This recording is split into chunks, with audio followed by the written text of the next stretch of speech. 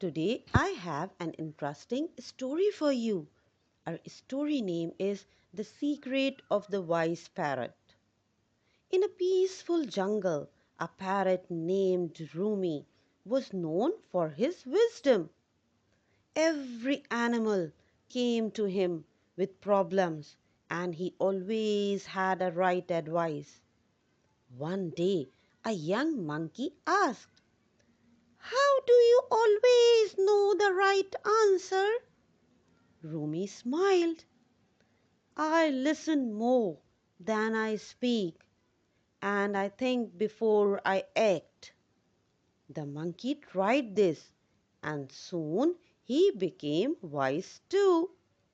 And the moral of our story is listening and thinking before acting lead to wisdom. Thank you.